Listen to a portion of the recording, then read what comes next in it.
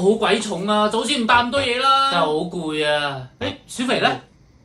喂，快啲啦！哇，你行咁快嘅，你唔覺得重㗎？呢啲叫重？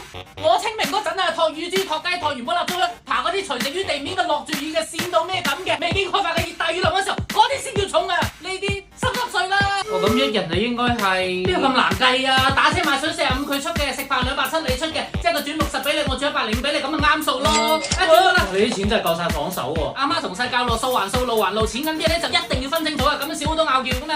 但係點解你計數可以計得咁快嘅？咁你打麻雀啊，鋪鋪都要計數噶啦，唔係一樣嘅咩？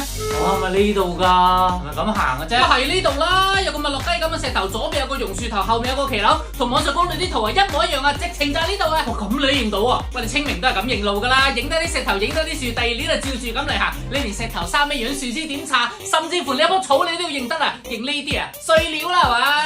應該就係呢間嘢啦，但會唔好食㗎？好似冇咩人嘅。呢個實好食啦，你睇到啲台啊殘得嚟有油漬，啲膠凳全部變晒粉紅色，講明開咗好耐啦。你再睇下佢哋個菜牌係黑板當日寫㗎，講明啲食材係新鮮供應㗎。再加上呢度啲伙計同啲客人都有講有笑，講明啲熟客都非常之認可佢哋嘅味道。呢間店啊一定好食，我一眼就知啊，今日一於食餐勁嘅。